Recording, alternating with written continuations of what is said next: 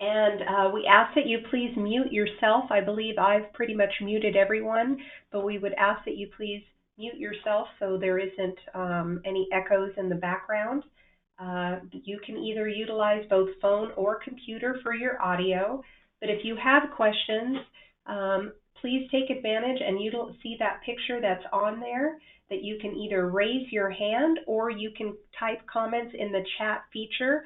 I will be facilitating the presentation today, so as I see comments that are being in the chat box, I'll go ahead and interrupt the presenter and make sure that your questions are being asked, and or we can address those questions towards the end. So who are we? Who is the WCWB? We are the Washington Center for Women in Business. There are over 150 of us nationwide. We have 3 specifically here in Washington State. We are located physically in Lacey, which is in Thurston County, but we also have 1 in Seattle and 1 in Spokane. Even though we're physically located in the Thurston County area, we do offer our services statewide. And by doing so, our mission is to empower women entrepreneurs by providing them the necessary resources and tools to become business entrepreneurs, as well as making them successful in the local community. And by doing that, that's either whether you have a startup plan, you have a startup idea, you need some legal requirements assistance, operations, marketing or sales, and maybe you're already in business and looking to expanding, etc. We are here for you. Think of us as your advocate, that we can help you whether you're having issues with the city, etc., or looking for a location to open up a new business. We can help you. In that such, we provide these services, whether they're one-on-one coaching sessions. We provide a variety of different workshops and seminars. We do a lot of cross-promotional and multi-seminars and trainings with other organizations, and we can provide our services whether they're online, phone, or in person. My name is Eva, and I'm the program manager. I have Sean Moore, who is physically located here as well, and he's one of our business coaches. We also have Ton, who is our remote business coach, and then we have Ryan, who is our office coordinator, who can help facilitate scheduling any meetings or trainings. We are located at South Puget Sound Community College in Lacey, and what we offer in regards to our one-on-one sessions is the first session is free to everyone, and thereafter we can offer sessions as low as $25 thereafter. And what does that entail? That can either help you build a business plan, help you with cost analysis, marketing, etc.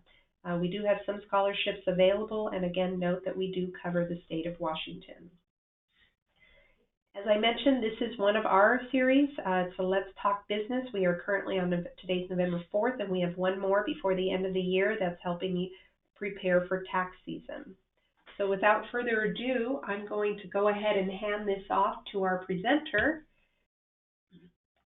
and have him begin presenting. And I'm sorry, that's Ryan. I should say your name, right? Ryan, I'm going to go ahead and make you presenter now.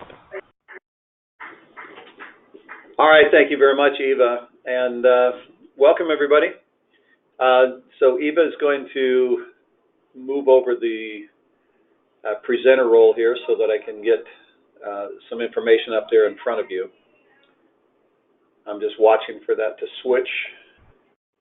And then again, by way of introduction, I'm representing SOFA, S-O-F-A, which is the Society for Financial Awareness. And we're very happy to partner with the WCWB in bringing what really is the mission of SOFA, and that is to provide high-quality financial information to help empower people without a catch, if you will, without any kind of a angle.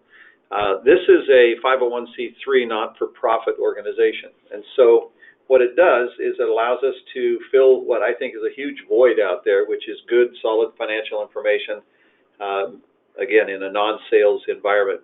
Again, my name is Ryan Litchfield, and as a professional in the community. My day job, I work with in the finance world with retirement planning and things like that. So that is my background. But in this environment, it is purely educational. And so I'm thrilled to be here with you. I hope that we'll be comfortable. My preference is to be face-to-face. I like reading facial expressions and that kind of communication. But the amazing thing about this technology is we can be long ways away and still get together and transfer some good information to you. So SOFA's been around since 1993. We've helped tens of thousands of businesses provide good financial education to their employees and to their associates. And one of the reasons for the success of this is that SOFA insists that this goes beyond the lecture format. So if we were face-to-face, here's what would happen. You talk for a while, and if we had a break, I always say if I'm speaking to anybody, now we're just about to go on a break, does anybody have any questions? Anybody have any questions? And obviously the norm is that nobody raises their hand. They're ready to go on a break. But invariably, as soon as you get on a break, whoa, I'm inundated by 3 or 4 people that are going, well, I got a question. And all that means is that they had a question all along. They just weren't terribly comfortable about raising that in front of everybody else, or they just wondered if maybe this was their personal situation. And so what SOFA requires is that when presentations are made like this, we also make ourselves available for some follow-up on a one-on-one basis. And so the questions that are better handled on a one-on-one, there's an opportunity for that. So just be aware of that. In fact, when we finish up today, there'll be an evaluation form that you will need to fill out. I'll make sure that Eva will make sure that I give you the right instructions when we get there. But you will have an opportunity to do to have kind of more personalized, an opportunity to ask questions that are relative to your specific situation. Okay, with that, let's begin. SOFA, as we look through the different 30-some different events that SOFA provides, this one is specific on the type of mistakes that are most commonly made by small businesses. And the reason this is a big deal is because small business is a big deal. Small business, by definition, just so you know, you hear that term in the news a lot, but anytime you hear that the term small business, you may think of your small business and it may be just you, or maybe you and 5 or 6 employees or something like that. But the reality is that small business represents a really large section of the economy of the whole United States as far as the total amount of commerce. In fact, I'm trying to move something around on my screen. Here we go. In fact, the type of impact that small business owners make is something that is not fully recognized by most people I've ever talked to. So if you take a look here, businesses, by definition, that have 500 or fewer employees are considered small business. Now, the first time I heard that as a small business person, I thought, wow, that doesn't relate to me. But that is the definition of it. And so whether it's 2 or 3 of you up to 500, that group represents 99.7% of all the companies, and all of the collective commerce is about $19 trillion. That's a lot. That's a huge amount that is contributed. However, small business owners spend so much time, as you probably know. They put a lot of time and energy building up their companies. They tend to neglect their personal financial futures. So I want to just have you weight that a little bit. Just got to let that sink in a little bit. You probably can relate. I certainly have had that experience in my life, as I've been a small business person 3 times. You spend so much time putting the effort into trying to build and strengthen and survive that you neglect your own personal financial future. It's something that is going to be the byproduct of making a successful company. By definition, that pushes it out into the future. And that's the problem. It tends to become a habit of pushing things out into the future, and oftentimes you get to the end and suddenly realize, oh my gosh, I'm here already? Wait a minute, I didn't get all the things done I was going to do. So it's something that is a real problem. And so today we're going to talk about the mistakes, the 5 major mistakes that are often made in trying to develop a successful business that will be able to take care of you and your loved ones or the people you care about in the future. Okay? So we're going to see this little rotational reminder many times through this presentation. It's a sequence. It's a thought process. It really is a success formula when it gets right down to it. Define your vision. Whatever that is, any type of a problem-solving effort starts best by defining the vision. Setting up the goals and objectives is the next thing. And then determining the actions that are going to be needed to accomplish those goals. And then the last thing is to hold yourself accountable. Now, I'm going to say something a little snarky right here, because while this is absolutely true, number 4, hold yourself accountable, is perhaps the second most important thing. Once you define that you're going to do something, being able to hold yourself accountable to it becomes the most difficult thing. Here's something to maybe make yourself feel a little better about the fact that you're normal. Everybody has got a history, I think, to some degree, of making things like New Year's resolutions that don't last very long. There is a true statement that you can't tickle yourself and you can't scare yourself.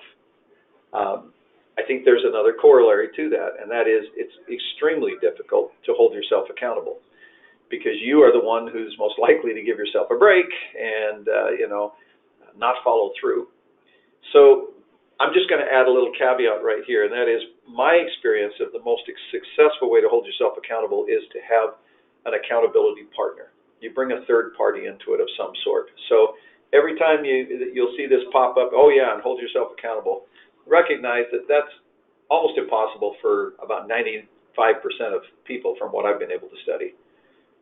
Therefore, the most successful way to do that is to bring in a third party, somebody that cares enough about you to be an interested third party to hold your feet to the fire and help you follow through on it. Okay, so with that in mind, number 2 mistake is not having an exit strategy. So let's back up here. Number 1 is setting up the vision of what you want to accomplish and that process. Without that, you're going to bring yourself a whole lot of world of frustration. The second one then is not having an exit strategy. Now this is fascinating to me, that only 15% of U.S. businesses survive to the second generation and only 5% survive to the third generation. I think there's a changing dynamic in the world where businesses were very much designed to pass on from family to family to family. Today, perhaps there's a little different attitude, but nonetheless, the statistics are a little stark. Now, here's a couple more that you should be aware of. In the United States, 60% of all of those small businesses that we talked about that produce $19 trillion of economic commerce in this country, 60%, more than half of them, are baby boomers that are going to retire in the next 10 years. So that means 60% of small business owners are going to not be there in the next 10 years. Now, hopefully the business survives, but they're going to exit out stage left.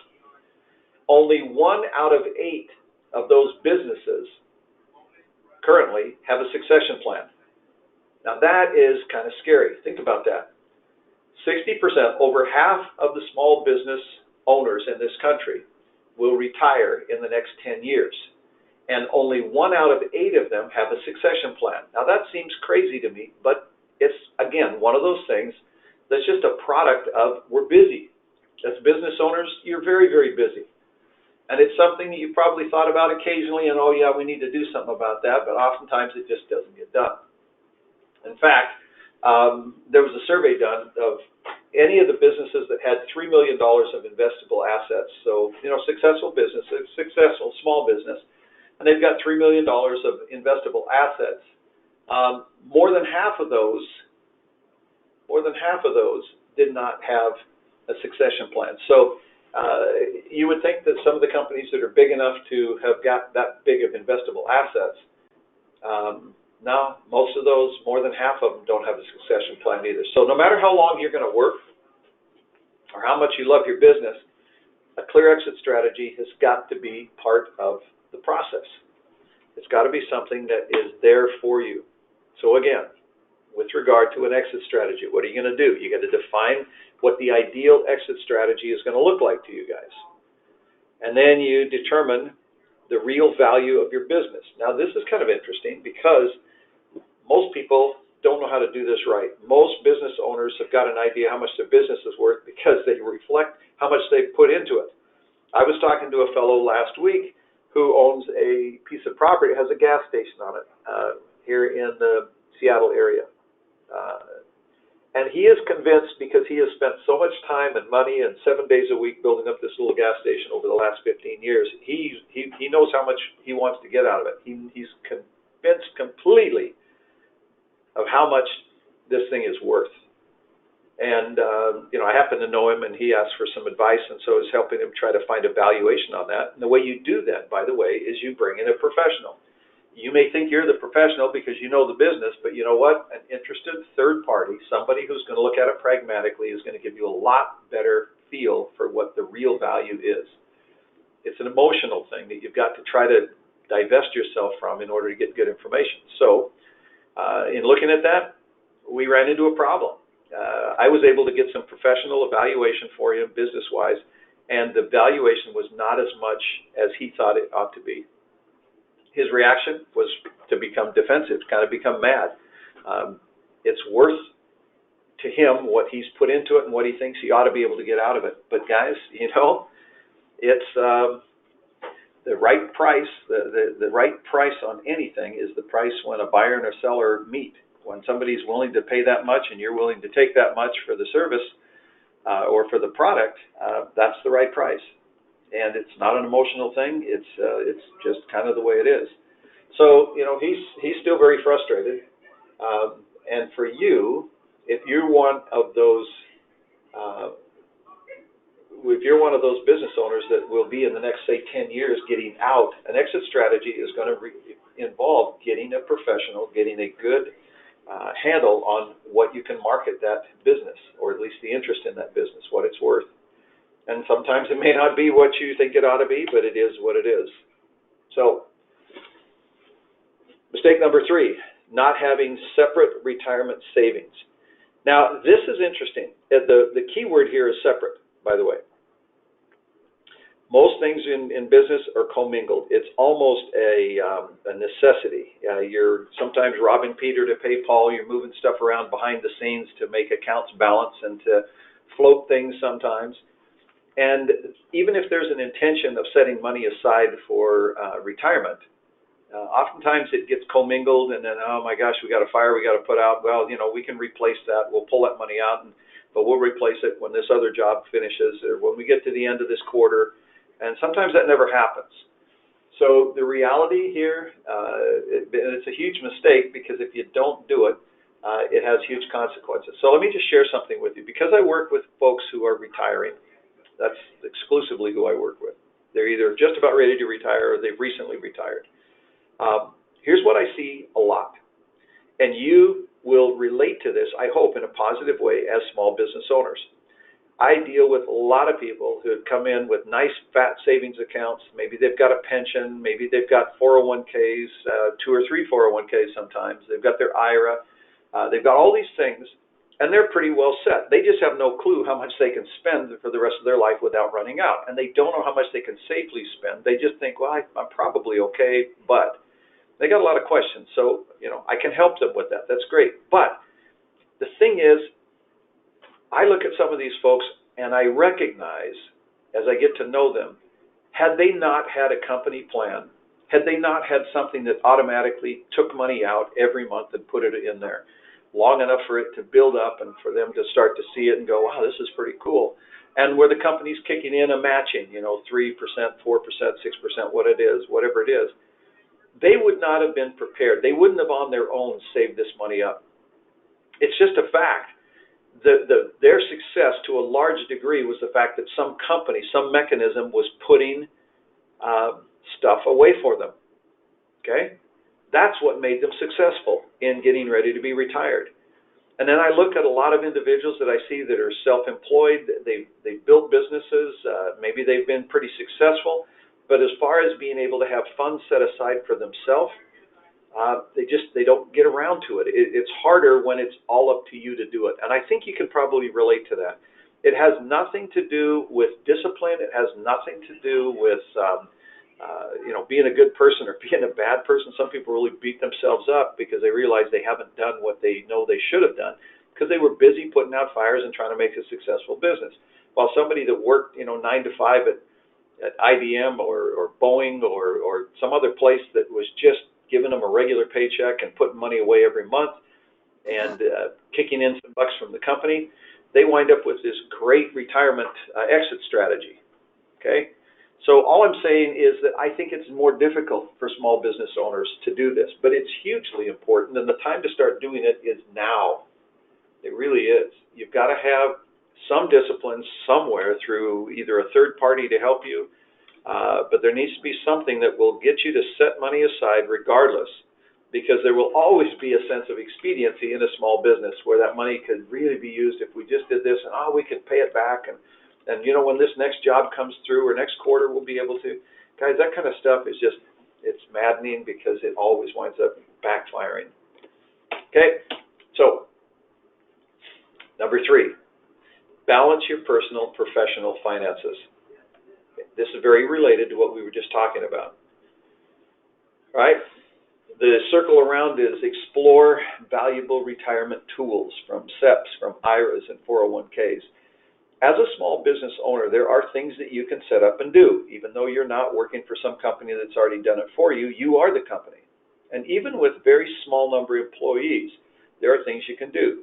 The SEP program, the IRAs that can be set up, 401ks, there's several things that can be done by small businesses. In fact, you have things that are available to you as a small business that will allow you to put more away, far, far more dollars away than you would be able to if you were just contributing to a 401k in a normal company with 200 employees or whatever it is.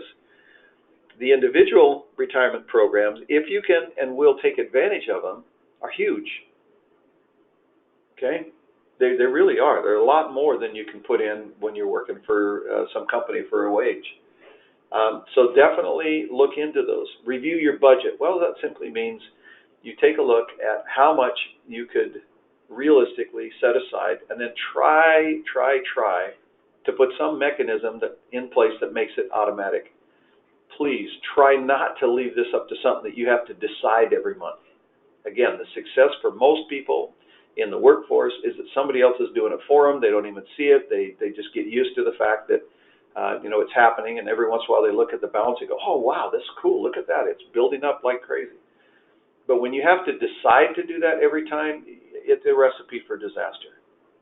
So try to take advantage of those things that are available to small business owners for either yourself and or employees, because they really are generous if you will use them. Okay? Obviously not too helpful if you don't. Mistake number 4, not having sufficient life insurance coverage. Okay. Only 40% of small companies have got any type of business insurance. And this is not only life, it's they call it key man insurance, but for the key individuals in the company, that's another part of it. Disability is another part of it. These types of insurance are not just something for an insurance salesman to sell you. Personally, I don't see very much value in life insurance at all once a person reaches retirement age.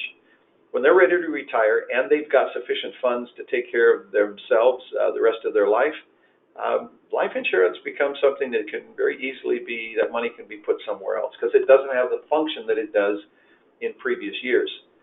The major function for life insurance is to keep one person from bankrupting another person. Okay? The loss of a person and their income, if it would have a major, negative or deleterious impact on someone or something, well, then it has a purpose. When that situation changes, then it doesn't. In small business, if you are the business or you're a key part of the business, then your succession of the company, its success will depend partly on your ability to replace or mitigate the impact of you not being there. So from a financial standpoint, it would be in some form of insurance, and it would cover not only life but disability, something that would keep you from being able to contribute if you're the key person to drive this company forward. Then you look at the other aspects of insurance that would help provide enough money to not only replace you, but to compensate in other ways if you're not around. Okay? So, disability.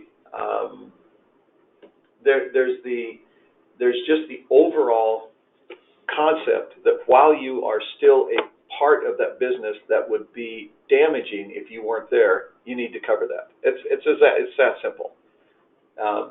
You need to cover the fact that if whatever impact would be with you not being there, you should look at whatever it takes to compensate for that.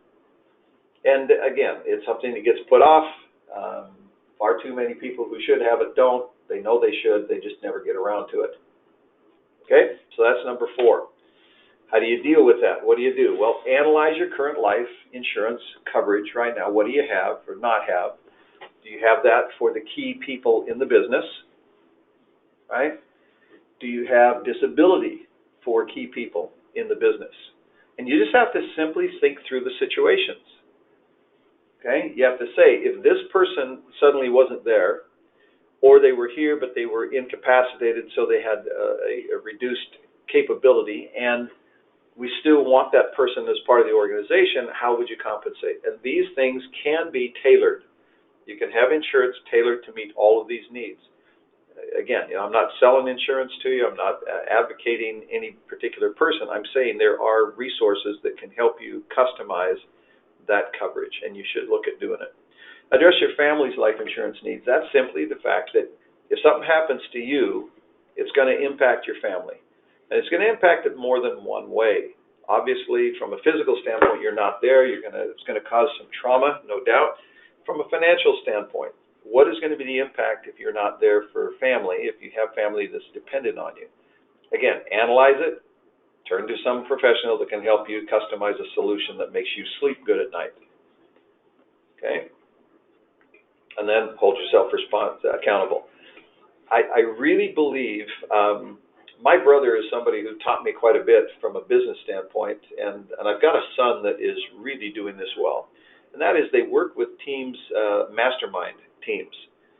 So my brother introduced me to this idea several years ago, where he had business consultants, people that he paid a fee to or he did some trade with, so that there would be an ongoing relationship of give and take. In other words, people that were already successful in what he wanted to do, he would pay them some sort of a fee, or he would join some sort of a group with them to where they were a mastermind group. Initially, he was the one who felt like he was getting all the benefit out of it, because he was now hanging around with some people who were smarter than he was, and he could ask them for some guidance and opinion on, well, how do you handle this? And in this case, how do you handle the insurance for key people? Okay? I think it's a brilliant idea. Over time, he became one of the people in the group that was now looked to as someone who had, great insights to share. And so that kind of association can be very powerful, especially in small business. If you can connect with some people that relate to what you're doing, they don't have to necessarily be direct competitors. That would be a little awkward, but people that can relate to what you're doing, that are willing to kind of share with each other things that are working, that mastermind kind of idea. And here, that's where you'll run into some ideas of how people are handling it, and what kind of rates. I wouldn't trust it completely up to a salesperson, but if you could get some input from others that have got some experience, I think it'd be a great idea. Okay? Now, I'm looking at the clock. We're a little over halfway through what we're going to be doing here. I haven't been interrupted, which, in class I would be always looking for any eyebrows raised or people kind of raising a hand timidly going, I think I got a question. As Eva said, you're doing good on my end. Yep. Yeah, I'm just saying, please feel comfortable. If you have questions, just holler out. Don't. I sound a little bit like I'm just plowing ahead, because there's a lot of good information and I want to share it with you. At the same time, don't hesitate to say, hey, teacher, help me out here, answer a question. All right, we'll keep going. Number 5, the 5th mistake here, not hiring outside support. Now, I've hinted at this from the standpoint of having a third party, somebody who helps you stay on track. But this is a correlation to that. This is not the same thing. Here, this has to do with literally hiring. Um, let me paint a little word picture because I can't draw it on the board for you here. Um, there is a process. I'm going to share this with you. It's called the Big E. Entrepreneur is a phenomenal word. Essentially, I would think that applies to, without having met you, it probably applies to virtually all of you. It's an amazingly courageous thing to do, to be entrepreneurial. But the Big E, the big entrepreneur, often starts out and there's a cycle that follows through way too many times. You've all heard the statistics that, only a small percentage of startups make it past the first year, and then a few less than that make it past the first 3 or 4 years, etc. And part of it has to do with this difficulty that the Big E, the entrepreneur, has of letting go. Most of the time, the Big E, you, I'm talking about you individually, winds up being the driving force of the company. Things start in homes, in garages, in small little offices, in small warehouses, things like that. And the Big E is pretty much doing everything. I mean, they're packaging, they're doing the marketing, they're doing the sales calls. It's their vision. And when they eventually have to hire somebody else to work with them, there's usually a lot of excitement, and that vision is really closely related because they're in close contact with the Big E. As you grow, that dynamic starts to change. And now the Big E can't do everything, so you start to hire a few people to do some of the things. But the Big E is so close to it that they still are involved trying to make sure that everything's done exactly right. I mean, they're overseeing everything. They're not doing everything, but they're still overseeing everything. And eventually, this has a catastrophic fail. And that is, as you add more employees, then you have to add a layer of management. You've got to have somebody that runs them. And if the Big E continues to try to be in the middle of that all the way through, it doesn't work. It doesn't work very well. It doesn't scale up properly. The Big E forgets that their biggest contribution, in this case, what she can contribute more to the success of building this business than anything else, is to pass on the vision. And it's a simple thing that is incredibly hard to do. When you're involved in it from the very beginning, you know every aspect of it intimately, it's really hard not to try to control that, to keep sticking your fingers in there. But when you hire people to do something, you've got to allow them to be able to do that. And the most successful companies are the ones where, as the company grows, the Big E can allow themselves to move around it and not stay in the middle of it. They surround it. And each phase, each level of growth that comes into play, their job is to infuse in that level, infuse in those new employees, infuse in that new branch, or whatever it is, the vision. If they can translate the vision of what this endeavor is all about, if they can translate the excitement, the commitment, that drive of why we do what we do. Simon Sinek says it the best in his little presentations. If you haven't seen Simon Sinek, you probably ought to listen to that. But the Big E is to drive the why. And if the people understand the why, everything rolls downhill from there. Okay? So hiring on the outside means you've got to bring in other people to do some of the things that you have to do, or you're doing now, in order to scale. And you have to bring in experts, and you have to bring in levels of management, and you've got to bring in layers of employees. But this is interesting. It says right here, 60% express challenges with understanding and managing the laws, the government regulations, spending an average of 4 or more hours a week. This is not the expertise of the Big E. The expertise of the Big E is the vision. It's the concept of what we're trying to accomplish here. And they've got to be careful not to get mired in the details. And things like this, they've got to be willing to spend the bucks to bring in somebody to detail things that is not up their expertise. It's not their wheelhouse. And Sometimes it's hard to let go of those bucks when you think, well, we can just figure it out. You know, I figured everything else. I can do this too. That's a disastrous thing. Even if you do it, it affects your quality of life. You know, it's going to make things miserable to just gut it out. So from a growth standpoint, be flexible and willing to spend money when you need to hire outside help, whether that's professional help in the areas of taxes and or proper systematizing of manufacturing details, or just the layers of employees and management.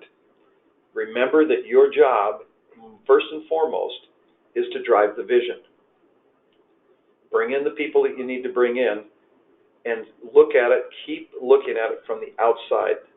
See if they've got the vision, they'll work everything else out. So anyway, I went a little long on that, but I'm passionate about it because I've seen so many times where that has been the disaster. And I'll share one little thing to back it up. One of my friends, a dear friend of mine for 30 years, was the CEO of one of a Fortune 500 company here in the Seattle area. Well-known company, you would know it.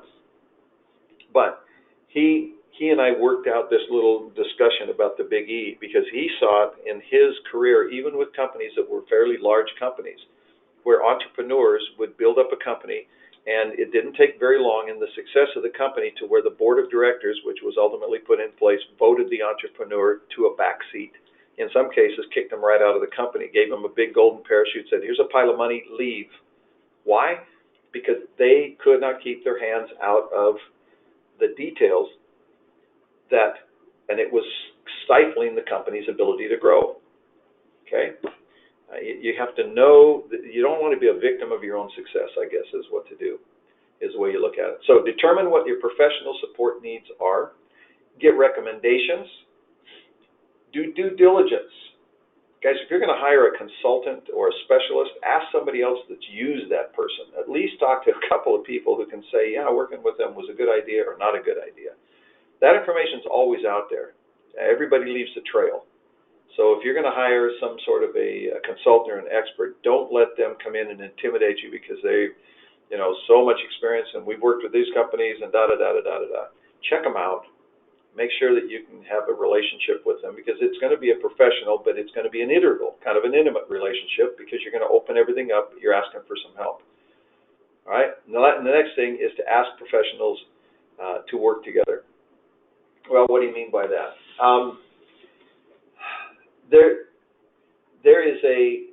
There's a whole principle behind the word team that implies that teamwork means people get along. And if you've got people that are trying to work on a project and they don't get along together, it's not worth trying to force the issue. It's not worth cobbling along, trying to see if things won't get better. You're the boss. If you're going to do this, make sure you get people that can not only know what they're doing, but that can also work together. Otherwise, you're going to pay for it. I mean, ultimately, you pay for it. And sometimes you just can't be timid about the fact that you're the boss and you've got to deal with this. As a result, it will yield the benefits you're looking for. So, as it says, embrace the benefit. Efficiency, scalability, these things pay off big if you're willing to do it right the first time. All right, we got a few more minutes here. There's a couple things that I want to make sure that we get to that are integral in being successful. This says other considerations. Who would you sell your business to? When people look at succession plans, there's a lot of different ways to look at it. Most of the time, I say most of the time, more than half the time, businesses are sold internally. They're sold to family members, generational scale up, or they are turned to employees, key employees. I tell you what, I've seen some real disasters when the assumption of somebody passing it on to their child who's grown up in the business, and they assume that they're just going to pass it on to them. That may be what they want to do, and that may be heartfelt, but it also can be a disaster for the business. And a lot of times the other employees around are the ones who can see that coming first. And so sometimes the best person to pass the reins of the business is not the family member. So keep in mind, there's a way to do both. You can keep the business in the family if you want to keep it in the family, but you don't have to have family run it. That can be a very powerful and awkward dynamic, but it's something you got to deal with. If you want the business to be successful, you have got to think who's the best person to be running it. That doesn't have to be the person that owns it. You just have to compensate them. If you want to keep ownership in the family another way, that's great.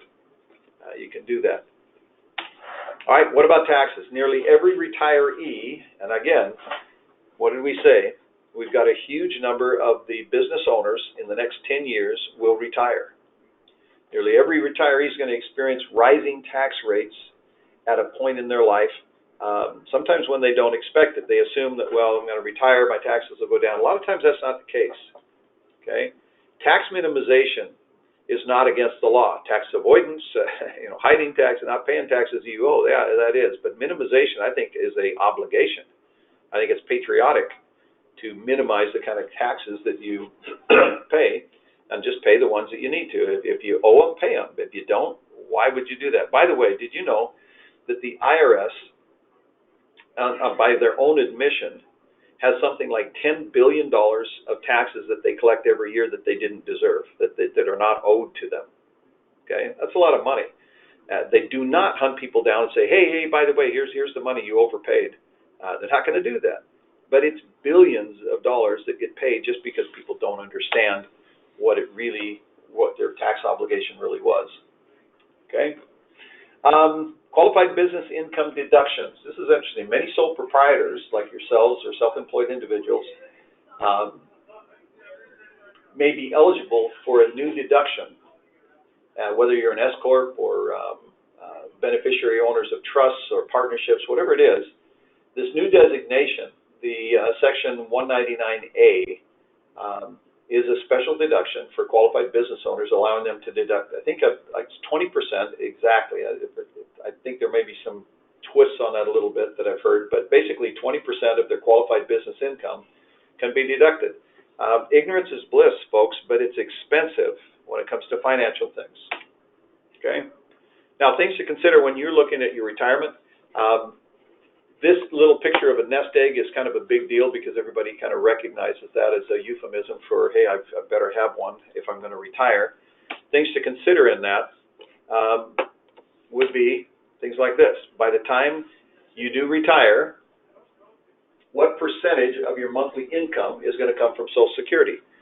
Most of us lean on Social Security. The fact is about 40%. Now, that's about, it could be 30, it could be 50. Hopefully it's on the lower side, but you need to kind of have an idea. You can't plan with all the components unless you know what they are. So Social Security is something you can know, you should know. You can get a quote and find out what it's going to be. Next one, at retirement, what will be the purchasing power of tomorrow's dollars versus today's? Well, guys, this gets into what we refer to as cost of living and inflation. And I'll just tell you real quickly, as a professional, my feeling about inflation is different than a lot of financial institutions that you may run into. And that's simply because they do a lot of CYA, if you understand what I'm saying. The reality, about 2% is the number that we see that is the most accurate in reflecting long-term inflation. Anything higher than that will effectively, it forces you to take lower amounts of money at the beginning, and it leaves you with way too much money at the end. Guys, there is something that's called slow-go years, there's your go-go years, and then there's no-go years. The go-go years comes first. When you retire, being able to go off and do things and have fun, that's the whole point of retiring, right? So that's your go-go years. Well, that's great. You go and you see things, and you, for the next few years, you make all the trips you want to take, and after a while, you kind of don't feel like doing that anymore, and it slows down. Usually that's in the late 70s, early 80s. And the slow-go years go by where you still travel a little bit, but you just don't feel like doing the kind of things you used to do. And then you have your no-go years when you say, I'm done. I can't pack a suitcase again I don't want to do that again in my whole life. Where's my Netflix? And, it gets real simple. There's just not a lot of expenses. And so if you've got a real moderate inflator, it can be the right thing. That's what we find. It works out really well. But it is something you got to do. Social Security, again, as a major component, maybe about 40% of your total, you need to find out what exactly is going to be available to you. When you do, now you've got basically all the pieces. You're going to have the SEP IRA, your 401k contributions, your IRA, your brokerage accounts, all those things, plus your Social Security, plus, if you're lucky enough, maybe you set up a pension plan and for your little group and that, but that doesn't get done very often. Maybe you got a real estate property that's a rental property. So whatever you've got, you get all these pieces and you dump them out on the table and you say, okay, how am I going to figure this out? How do I figure this out? And so I thought I'd just give you, as we finish up here, I want to show you what goes into when you put all the pieces together. So let's say you did all the things we've talked about, and you've got things set up, you have a succession plan, you have saved money in the plan, so you've got some assets put together, you've got your Social Security dialed in, you've got insurance to cover you until you retire, and at that point, maybe you don't have the life insurance anymore unless it has a special function, but once you retire, probably not. So you've got all the pieces there, and your question is still like almost every retiree in this country, am I going to outlive my money? Is it going to be enough? What if this happens? What if that happens? What if 2008 happens again? Guys, that's not a what if, that's a when, in my opinion. And so you have these questions, and you say, how's this all going to work out? This is the most effective way I've ever seen to present the next 30, 35 years of your life. What doesn't work for me too much is 30 or 40 pages stapled together with a bunch of charts and gobbledygook and a lot of words that I don't understand. But this is a picture. So assuming everybody can see this, can I get a confirmation that everybody can see this multicolored illustration here? Eva, is that showing up good? We can see it. Yes, everything is good. Thank you. Okay, great. So hopefully it's big enough to where you can see the numbers on here, but let me walk you through this. I don't think Eva, can you see my mouse? Is that possible that's showing up on the screen? That would be cool if it is. Yes. Oh, yep. Wow, okay, great. So let me walk you through this. If you turn over to the top left where the mouse is, this is a sample plan, and it's a play on words. This is just a couple that came to us in 2011. Their last name was not Sample, but it's real. I mean, there was a Steve and a Sally, and so you could just imagine putting your name or names up there. This is what you would get. So this is called a max income plan or max distribution income plan for retirement, and this was for someone just not too long ago, launched off into their retirement, just like you're about to do at some point if you are amongst those entrepreneurs in the next 10 years that are going to say, I'm done. So here we go. In the top left, you can see in this green line, Steve was 69 if we list him first, and Sally was 66. Those are ages. If you go all the way down on the left-hand side, you can see the years ticking by. Those are the years in their retirement. We take them all the way down until Sally reaches 100. So it's 33 years. All right? So 33 years, they're going to both reach 100. We plan that way just because you never know how long you're going to live, and with medical science, really, who knows? So plan that way just in case. Now go all the way over to the right-hand side on that green line, and you can see where the mouse is, that they had accumulated over their life about $1,123,000. Now that's in his Boeing VIP accounts, it's in brokerage accounts, it's in savings accounts, et cetera, et cetera. Okay, that's what they had put together total. So what we wanted to do at the very, very beginning was say, all right, if we look at a retirement idea of the next 33 years of your life without a paycheck, what is the most that you could possibly spend? So it says maximum up here. What's the most that you could possibly spend every month with a cost of living adjustment? Because it needs to go up every year to have some inflation protection. What's the most that you could spend without running out starting right now? So we built this. And if you'll notice on the far left or far right-hand side, the $1,123,000 go all the way to the bottom, and it goes to zero. So we deliberately said, if we take this to zero by age 100, over here at bottom left, Sally reaches 100. If that money goes all the way until Sally reaches 100, how much could you start spending? What's the most you could spend this month, right now? and not run out. And so you come up here, guys, and you look right here at the first line on that first pumpkin-colored column, and you can see that it's $9,345, correct?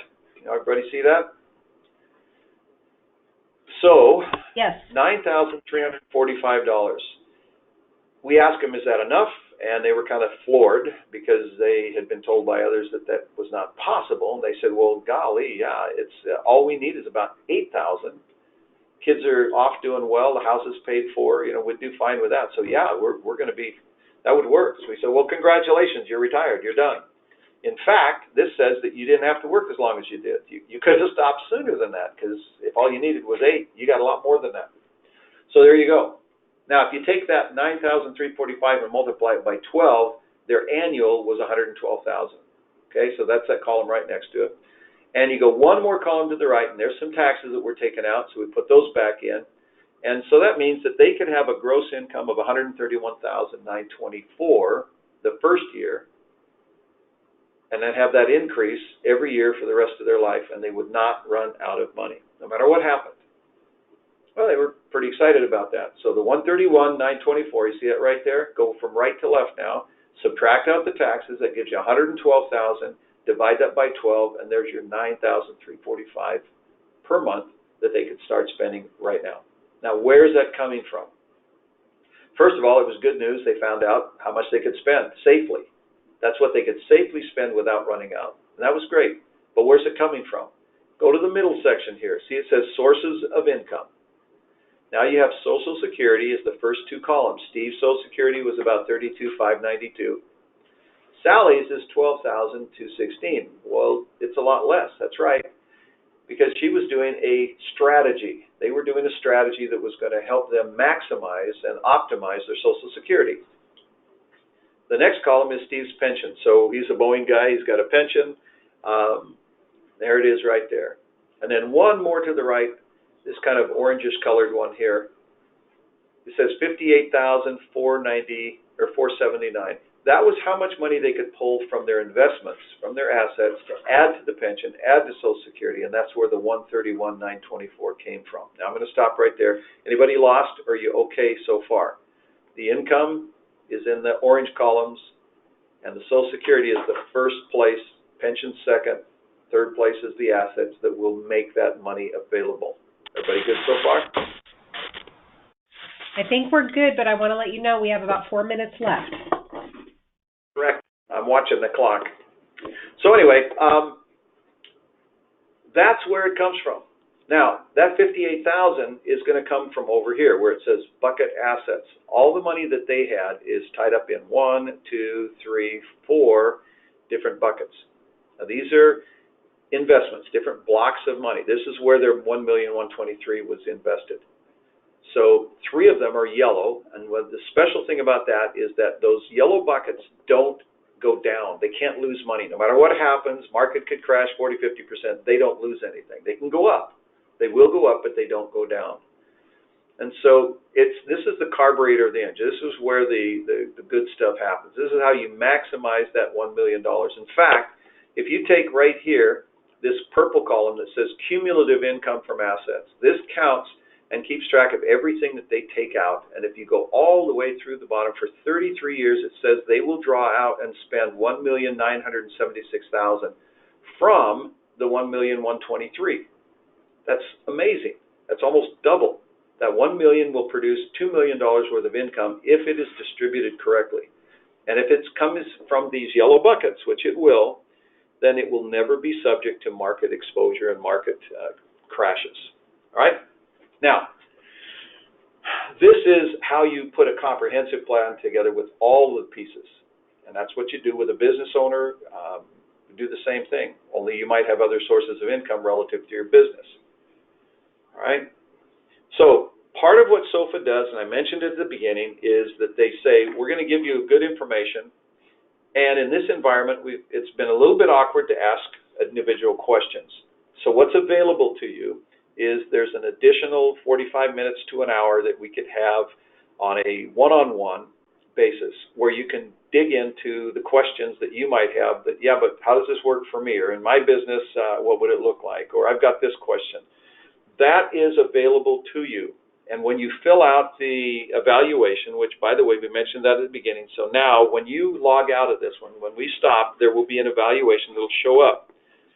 So there is no cost whatsoever to you to have an extension of this discussion, only it'll be a real discussion where we'll go back and forth and we can talk about your situation, individualized, personalized. So when you answer the questions in the survey, you'll be given an opportunity to take advantage of that. I think it would be silly if it doesn't cost you anything to have an opportunity to answer those kind of questions with a professional for you not to take advantage of it, because I know you have questions. I just know that. I've never been with any group that didn't. So there you go. When you go through the questions at the survey at the end of this, you'll have that opportunity. And by the way, if there's enough information that can be gathered out of that, I would build a first draft. If you wanted, I could help you put your numbers into something that would look kind of like this, at least have a first draft on it. So that'd be something that might be interesting. And we might even look at Social Security optimizing, things like that. Those are things that can go into a draft. So there you go, Eva. Fill in what I didn't, but thank you everybody for your attention, and I hope to have some time to answer your questions, and we'll talk again then. Yes. Thank you so much. I really appreciate your time and effort in providing this presentation. And I know it was kind of quiet, so I know it's only 1 minute left, but I would like to open it up. If anybody has any last minute questions, they're more than welcome to either raise their hand or put that information in the chat component, and we can go ahead and take advantage of that. But I will continue speaking that once I end this presentation portion, what will happen is it'll pop up a window and it'll ask you to complete our survey. I would ask if you could please, it's only, I believe, 4 questions. If you could just, the idea is just to get an idea of what you're looking for in the future and what we can do to be able to provide you the best service and or topics that you're interested in the future. So again, I thank you for all your time and effort in calling in, and don't hesitate to reach out to me as well. I will follow up with an email providing you with copies of both presentations, so that way you have everybody's contact information should you also want to follow up or ask anything else. So at this time, I still don't see any hands being raised or any questions in the chat component. So I know that this is probably primarily everyone during their lunch time, so I don't want to take any more time than necessary. So thank you again for calling in, and I hope everybody has a lovely afternoon.